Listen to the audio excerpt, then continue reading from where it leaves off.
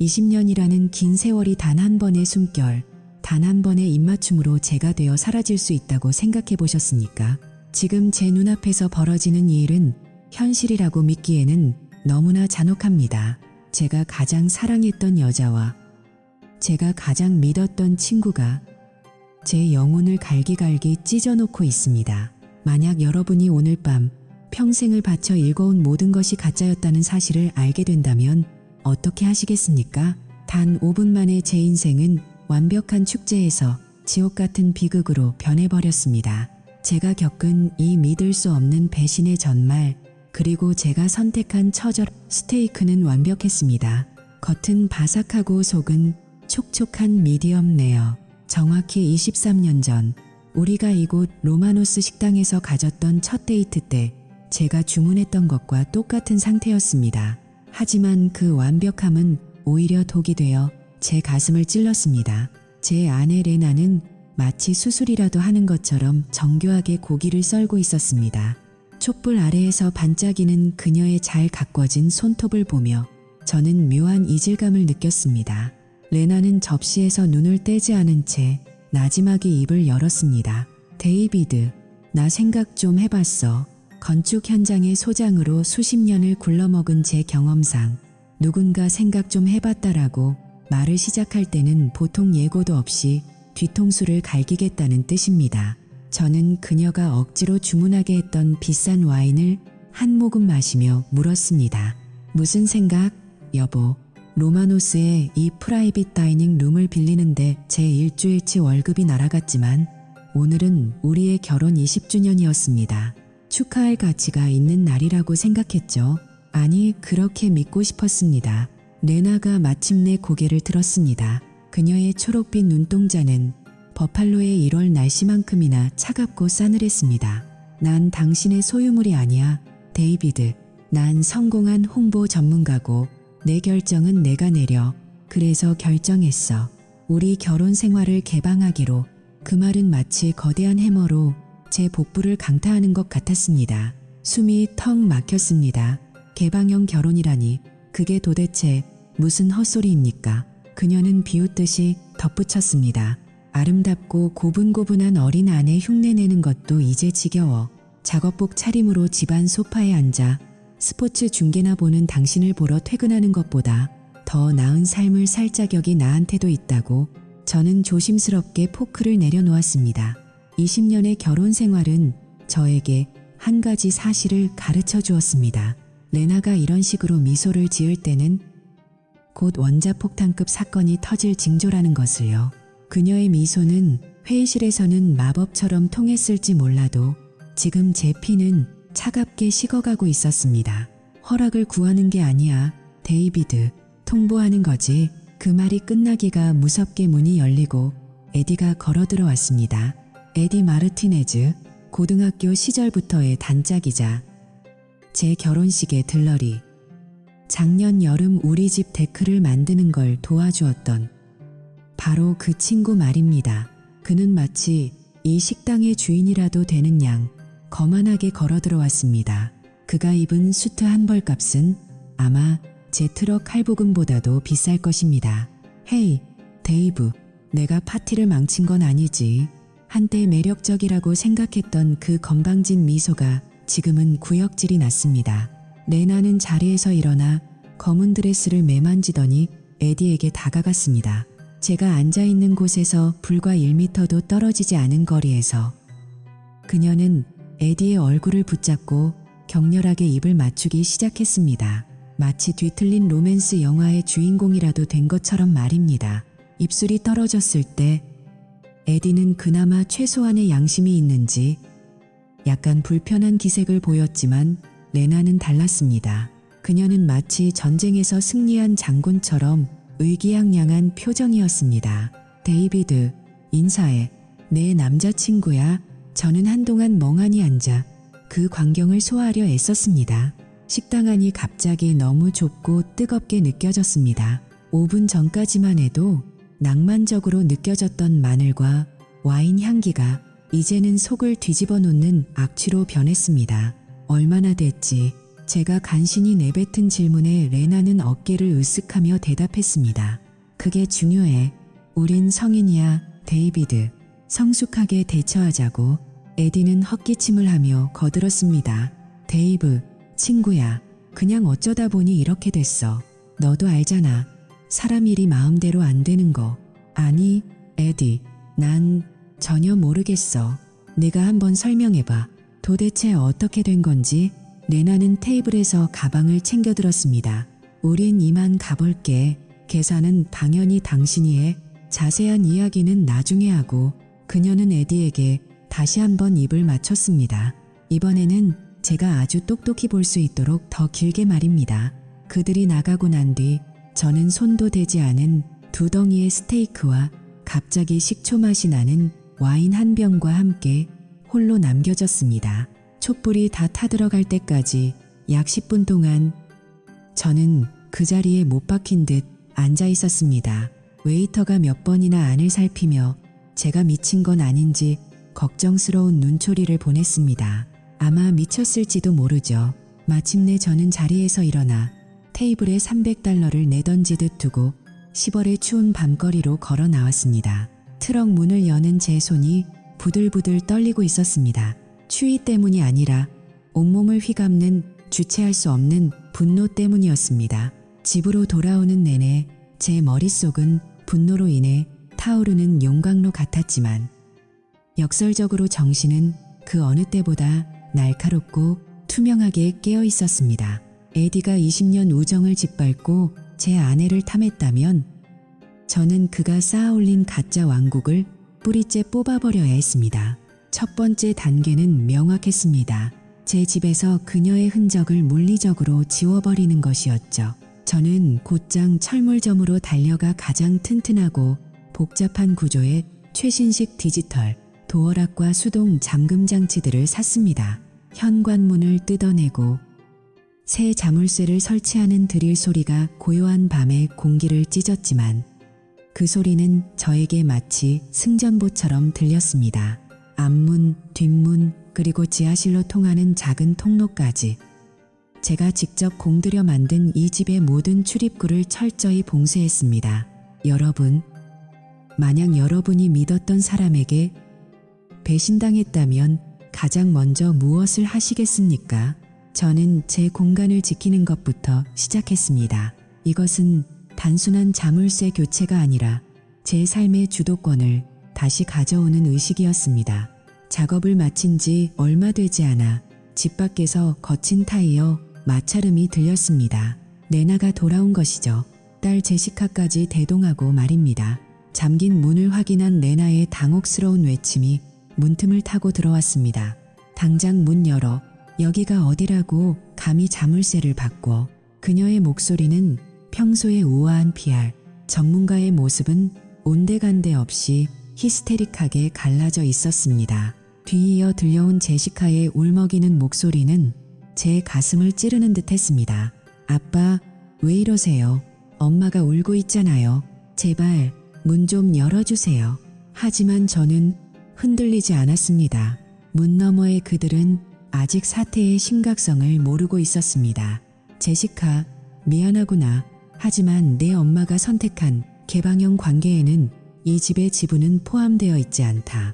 오늘은 근처 호텔로 가거라. 예약비 정도는 내줄 용의가 있으니까. 차가운 제 대답의 밖에서는 한동안 고성이 오갔고 결국 레나는 저주 섞인 욕설을 내뱉으며 차를 돌려 떠났습니다. 제시카는 아직 진실의 절반도 모르고 있었습니다. 아빠가 왜 이렇게 괴물이 되어 버렸는지, 왜 한밤중에 엄마를 내쫓는지 이해하지 못하는 딸아이의 울음소리가 멀어질 때 제 심장 한 구석이 무너져 내리는 것 같았습니다. 하지만 여기서 멈출 순 없었습니다. 여기서 약해지면 에디와 레나가 짠 그 비열한 각본대로 제가 패배자가 될 뿐이니까요. 여러분도 혹시 가족이라는 이름 아래 참고만 계시지는 않나요? 때로는 가장 소중한 것을 지키기 위해 가장 단호한 벽을 세워야 할 때가 있습니다. 지금 제 행동이 잔인해 보일지 모르지만 이것은 우리 가족을 집어삼키려는 거대한 거짓말에 대항하는 유일한 방어선이었습니다. 다음 날 아침 저는 에디가 작년에 저를 믿고 맡겼던 그의 아파트 보조 열쇠를 챙겼습니다. 건축 현장에서 다져진 제 감각은 에디가 단순한 컨설턴트가 아니라는 사실을 이미 예감하고 있었죠. 평소 에디는 저에게 데이브, 너처럼 정직하게 몸써서 돈 버는 사람이 진짜지라며 입에 발린 소리를 하곤 했습니다. 하지만 그의 손목에 감긴 롤렉스와 주차장에 세워진 최신형 BMW는 정직한 노동의 대가라고 하기엔 지나치게 화려했습니다. 그의 호화로운 펜트하우스에 침입하는 것은 어렵지 않았습니다. 에디의 거실은 그가 평소 자랑하던 비싼 술과 명품 가구들로 가득했지만 제 관심은 오직 침실 구석에 놓인 묵직한 강철 금고에 있었습니다. 그는 제가 멍청한 막노동꾼이라 생각했겠지만 저는 그가 금고 비밀번호를 누르던 그 찰나의 손가락 움직임을 잊지 않았습니다. 건설 현장에서 도면을 보고 구조를 파악하는 제 눈은 미세한 흔적도 놓치지 않으니까요. 금고 문이 무겁게 열리는 순간 그 안에서 쏟아져 나온 것들은 제 예상을 훨씬 뛰어넘는 추악한 진실들이었습니다. 수천 달러의 현금 뭉치 사이로 클리블랜드와 바퍼로 지역의 수많은 사람의 이름이 적힌 장부가 보였습니다. 그것은 평범한 비즈니스 장부가 아니라 악질적인 고리대금업의 기록이었습니다. 각 이름 옆에는 빌린 원금과 매주 불어나는 살인적인 이자율, 그리고 수금 완료 혹은 처리 대기라는 섬뜩한 메모가 적혀 있었습니다. 에디는 친구의 아내를 탐하는 것에 그치지 않고 수많은 사람의 삶을 파괴하며 피 같은 돈을 챙기고 있었던 것입니다. 그는 신용이 낮은 영세 상인들이나 도박 빚에 허덕이는 사람들을 찾아내 덫을 놓고 그들의 영혼까지 빨아먹고 있었습니다. 이 장부를 보고 있자니 에디가 저를 바라보던 그 가식적인 웃음 뒤에 얼마나 시커먼 속내가 있었을지 짐작이 가서 구역질이 났습니다. 장부 밑바닥에서 저는 작고 낡은 USB 하나를 발견했습니다. 거기에는 견출지로 LH 인슈런스라고 적혀 있었습니다. 제 아내 레나 핸더슨의 결혼 전 이름 이니셜이었습니다. 순간 등 줄기에 서늘한 소름이 돋았습니다. 에디가 제 아내의 이름을 딴 보험을 가지고 있다니 이것이 단순히 그녀를 향한 뒤틀린 애정의 징표일까요? 아니면 그녀조차 모르는 무서운 덫일까요? 저는 그 USB를 주머니 깊숙이 찔러 넣었습니다. 에디의 금고 안에는 레나의 회사 공금 횡령과 관련된 조작된 영수증 사본들도 가지런히 정리되어 있었습니다. 그는 레나를 사랑한 것이 아니라 그녀의 약점을 쥐고 흔들 수 있는 완벽한 증거들을 수집하고 있었던 것입니다. 레나는 자신이 자유를 찾아 떠난다고 믿었겠지만 사실은 더 끔찍한 감옥으로 제 발로 걸어 들어간 것이나 다름없었습니다. 에디의 아파트 문을 닫고 나오면서 제 손에 쥐어진 차가운 USB의 감촉은 마치 복수의 여신이 건네준 날카로운 칼날 같았습니다. 제 아내 레나의 옛 이름이 적힌 그 작은 장치는 우리가 쌓아온 20년의 세월이 얼마나 취약한 모래성이었는지를 증명하고 있었습니다. 에디 마르티네즈, 그 인간 말종은 레나를 사랑한 것이 아니었습니다. 그는 그녀를 포획해야 할 사냥감으로, 그리고 언젠가 쓸모가 없어지면 폐기하거나 협박할 소모품으로 분류해 두었습니다. USB 속 폴더들은 날짜별, 장소별로 잔인할 만큼 정교하게 정리되어 있었습니다. 레나가 가장 평온하게 잠들어 있는 순간부터 그녀의 가장 은밀한 사생활까지 모든 것이 에디의 비뚤어진 욕망을 위한 기록이자 그녀의 목줄을 턴 보험이었습니다. 제 아내는 자신이 새로운 사랑을 찾았다고 믿었겠지만 사실 그녀는 포식자의 우리 안에서 꼬리를 흔드는 가련한 짐승에 불과했습니다. 여러분, 이 상황이 얼마나 소름 끼치는지 상상이 가십니까? 내가 가장 믿었던 친구가 내 아내의 가장 사적인 순간들을 하나하나 기록하고 폴더별로 정리해 두었다는 사실 말입니다.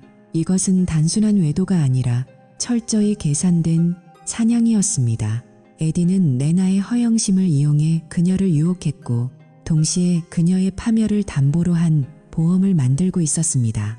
그가 왜 이런 짓을 했을까요? 답은 간단합니다. 그는 통제광이었고 레나의 사회적 지위와 인맥을 자신의 불법 사업에 이용하기 위해 그녀의 목줄을 쥐고 있어야 했던 겁니다. 하지만 저는 그 순간 레나를 동정하지 않기로 했습니다. 배신에 대한 대가는 공평해야 하니까요. 저는 집으로 돌아와 어두운 거실에 홀로 앉아 차가운 맥주 한 캔을 땄습니다. 그리고 제 인생을 송두리째 뒤흔든 그들에게 제가 줄 수 있는 가장 창의적인 고통이 무엇일지 고민했습니다. 복수는 감정적으로 하는 것이 아니라 건축 설계를 하듯 치밀하고 구조적으로 집행해야 합니다.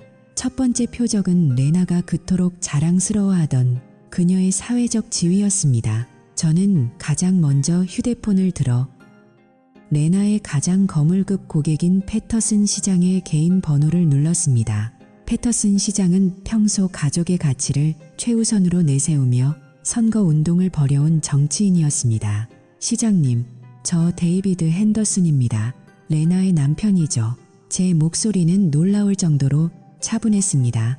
시장님의 홍보 전략을 담당하는 제 아내가 지금 자신의 비즈니스 파트너와 부적절한 관계를 맺고 있다는 사실을 알고 계셔야 할 것 같아서요. 시장님의 청렴한 이미지에 흠집이 생기기 전에 미리 알려드리는 것이 도리라 생각했습니다. 수화기 너머로 들려오는 시장의 당혹스러운 침묵은 마치 달콤한 음악처럼 들렸습니다. 레나가 그토록 지키고 싶어 했던 화려한 인맥의 사슬이 끊어지는 소리였습니다. 복수의 불길은 여기서 멈추지 않았습니다. 저는 레나의 다른 주요 고객사 부인들에게도 조용히 정보를 흘렸습니다. 소문은 부팔로의 좁은 비즈니스 업계에서 산불처럼 번져나갔습니다. 레나가 쌓아올린 성공한 여성 기업가라는 가면이 벗겨지고 그 자리에 친구의 남편과 바람난 여자라는 낙인이 찍히는 데는 채 1시간도 걸리지 않았습니다. 사람들은 남의 불행을 가장 맛있는 안주로 삼기 마련이니까요. 동시에 저는 에디를 위한 특별한 선물을 준비했습니다. 에디의 아파트에서 확인한 불법 도박장 운영 정보와 고리대금 장부 사본을 익명으로 경찰에 넘겼습니다. 에디가 그토록 자신만만하게 운영하던 그 화려한 아지트가 사실은 그를 감옥으로 보낼 증거물 보관소가 될 것이라는 사실을 그는 꿈에도 몰랐을 겁니다. 건물을 관리하는 랜드로드에게도 연락해 해당 호수에서 벌어지는 불법 행위들이 임대차 계약 위반임을 상기시켜 주었습니다. 법과 원칙을 이용해 상대를 무너뜨리는 것만큼 짜릿한 일은 없습니다. 오후 3시쯤 되었을까요? 꺼두었던 휴대폰을 켜자마자 레나에게서 전화가 왔습니다.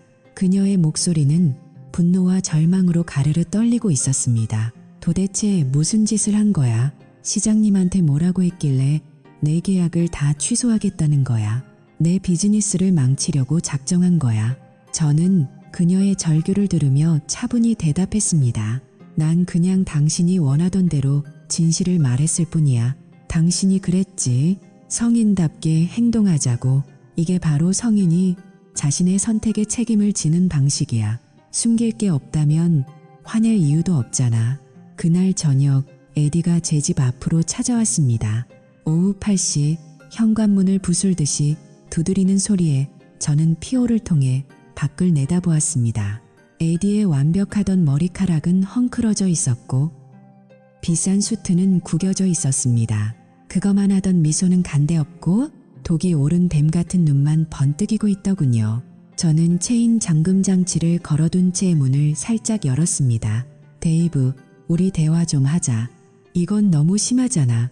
에디의 말에 저는 실소를 금치 못했습니다. 내 아내를 건드리고 내 인생을 조롱한 건 누구였지? 에디, 이제 시작일 뿐이야. 네가 지은 죄의 무게를 네가 직접 짊어져봐.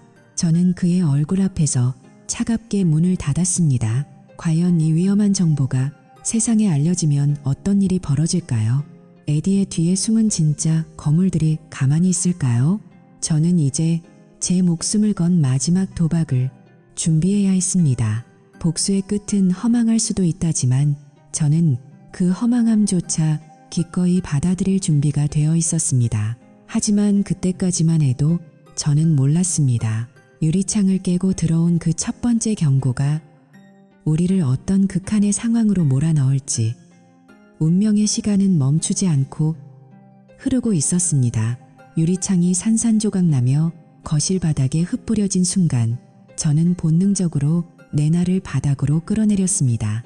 창밖에는 정체 모를 검은 SUV가 엔진 소리를 죽인 채 우리 집을 노려보고 있었죠. 에디가 보낸 클리블랜드 조직원들이라는 것을 직감했습니다. 뒷문으로 나가 당장. 제가 내뱉은 말은 명령에 가까웠습니다. 우리는 기어서 주방을 가로질렀고 저는 침실 금고에서 평소 호신용으로 보관하던 38구경 권총을 챙겼습니다. 차고에서 트럭 엔진을 걸자마자 셔터를 올리고 가속 페달을 밟았습니다. 백미러 속으로 SUV가 우리를 추격하기 시작하는 모습이 보였습니다. 어둠이 짙게 깔린 도로 위에서 숨막히는 추격전이 벌어졌습니다. 저는 핸들을 꽉 쥐고 시내의 미로 같은 골목길을 무작위로 돌며 그들을 따돌리려 애썼습니다. 레나는 옆자리에서 숨도 제대로 쉬지 못한 채 떨고 있었습니다. 20분간의 사투 끝에 마침내 SUV의 헤드라이트가 보이지 않게 되었을 때 저는 도시 북쪽으로 기술을 돌렸습니다. 우리가 향한 곳은 제 오랜 친구 마이크가 빌려준 깊은 산속의 사냥용 오두막이었습니다. 그곳은 지도에도 잘 나오지 않고 휴대전화 신호조차 잡히지 않는 완벽한 고립지였습니다. 오두막에 도착했을 때 공기는 차갑고 묵직한 나무 냄새로 가득했습니다. 전등조차 희미한 그 좁은 공간에서 우리는 비로소 서로를 마주보게 되었습니다. 레나는 낡은 침대 끝에 걸터앉아 머리를 감싸쥐고 흐느끼기 시작했습니다. 세련된 홍보 전문가의 가면은 이미 벗겨진 지 오래였습니다. 데이비드, 미안해. 정말 미안해. 그녀의 목소리는 갈라져 있었습니다. 저는 차가운 벽에 기댄 채 그녀를 내려다보았습니다. 레나는 떨리는 목소리로 진실을 털어놓기 시작했습니다. 그녀는 단순히 에디와 바람을 피운 것이 아니었습니다. 에디는 그녀의 홍보 회사를 이용해 클리블랜드 범죄 조직에 자금을 세탁해왔고 레나는 그 과정에서 가짜 송장을 발행해 총이만 달러가 넘는 검은 돈을 세탁해 주었다는 것입니다. 에디가 비즈니스를 확장하는 데 도움을 주는 줄 알았어. 그 돈이 그런 위험한 곳에서 나온 줄은 몰랐다고. 그녀의 고백은 제 가슴을 도려내는 것 같았습니다. 20년을 함께 산 아내가 범죄 조직의 자금 세탁책이었다니. 저는 분노와 멸시 그리고 희미하게 남아있는 연민 사이에서 지독한 갈등을 겪었습니다. 저 여자를 당장 경찰에 넘겨버리고 저는 이 지옥에서 탈출해야 할까요? 아니면 그래도 제시카의 엄마니까. 그리고 한때 내가 목숨보다 사랑했던 사람이니까. 구원할 방법을 찾아야 할까요? 레나, 당신이 한 짓은 단순한 실수가 아니야. 이건 연방 범죄야. 제 냉정한 말에 레나는 고개를 들었습니다. 그녀의 눈에는 공포가 가득했습니다. 데이비드, 제발 나 좀 살려줘. 당신밖에 없어. 저는 권총의 차가운 금속 질감을 느끼며 생각에 잠겼습니다. 에디와 그 배후에 있는 클리블랜드 조직은 우리를 찾아낼 때까지 멈추지 않을 것입니다. 하지만 역설적으로 이 고립된 오두막은 우리가 반격을 준비할 유일한 요새이기도 했습니다. 새벽 3시. 낡은 오두막의 벽난로 불꽃이 꺼져갈 때쯤 저는 결정을 내렸습니다. 레나를 용서해서가 아니라 에디라는 괴물을 이 세상에서 영원히 격리하기 위해서였습니다. 당신이 가진 에디의 장부와 모든 이메일 기록 하나도 빠짐없이 나한테 넘겨. 당신이 살 수 있는 길은 이제 그거 하나뿐이야. 이제 우리는 벼랑 끝에 서 있습니다. 외부 세계와 완벽히 차단된 이 작은 오두막에서 저는 에디를 파멸시킬 정교한 덫을 설계하기 시작했습니다. 하지만 에디 역시 만만한 상대가 아니었습니다. 그는 우리가 어디에 있는지 이미 짐작하고 있었을지도 모릅니다. 창밖 산짐승의 울음소리가 들릴 때마다 레나는 몸서리를 쳤고 저는 권총을 손에서 놓지 못했습니다. 레나를 FBI 지부 앞에 내려주고 돌아오는 길. 차 안에는 지독한 정적만이 감돌았습니다. 한때 우리의 웃음소리로 가득 찼던 공간이었지만 이제는 돌이킬 수 없는 배신의 잔해만이 흩어져 있었죠. 하지만 여러분, 진정한 공예는 감정이 아닌 냉철한 결과로 증명되는 법입니다. 제가 설계한 이 복수극의 마지막 장은 제가 예상했던 것보다 훨씬 더 정교하고 차갑게 마무리되었습니다. 레나는 제가 건넨 USB 속에 그 추악한 증거들을 들고 수사관들 앞에 섰습니다.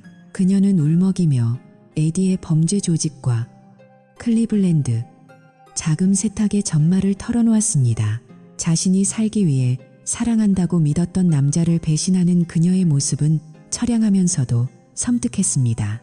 하지만 그 덕분에 FBI는 에디 마르티네즈라는 거물을 낚아챌 수 있는 완벽한 미끼를 얻게 되었죠. 에디는 자신이 세상에서 가장 영리하다고 믿었겠지만 결국 자신이 만든 그 보험 때문에 파멸의 길로 들어서게 되었습니다. 6개월 뒤 법정의 풍경은 참혹했습니다.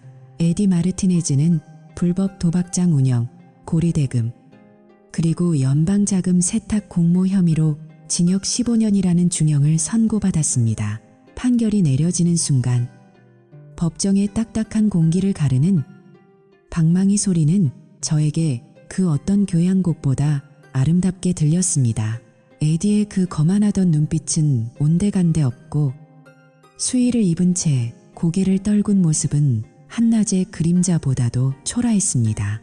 반면 레나는 수사에 전적으로 협조한 공로를 인정받아 기적적으로 실형을 면했습니다. 그녀에게 내려진 판결은 징역 2년의 집행유예와 500시간의 사회봉사 명령이었습니다.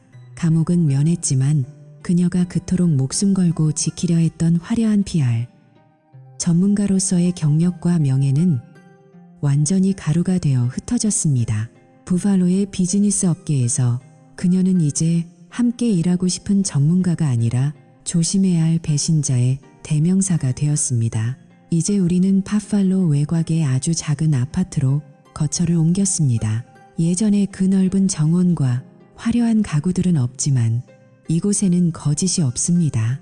우리는 매주 금요일 밤 화려한 레스토랑의 스테이크 대신 거실 바닥에 앉아 $15짜리 페퍼로니 피자를 나눠 먹습니다. 23년 전 우리가 처음 만났을 때처럼 말이죠. 우리는 예전으로 완전히 돌아갈 수는 없을 겁니다.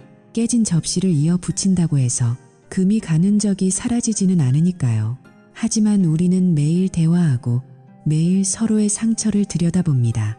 사랑은 뜨거운 감정이 아니라 무너진 폐허 위에서 벽돌을 하나씩 다시 쌓아 올리는 선택이라는 것을 이제야 알 것 같습니다. 제시카는 무사히 대학을 졸업하고 타주에서 직장을 구했습니다. 가끔 전화를 걸어 아빠, 엄마 잘 지내요? 라고 물을 때마다 저는 안도합니다. 복수는 저에게 승리감을 주었지만 진정한 치유는 복수가 끝난 뒤에 찾아온 적막 속에서 시작되었습니다. 여러분, 가장 가까운 사람의 배신을 겪고 계신가요? 제 이야기가 여러분에게 작은 용기가 되었기를 바랍니다. 복수는 상대를 파괴하는 것이 목적이 되어서는 안 됩니다. 스스로를 지키고 잃어버렸던 정의를 되찾는 과정이어야 합니다. 지금까지 제 긴 이야기를 들어주셔서 감사합니다.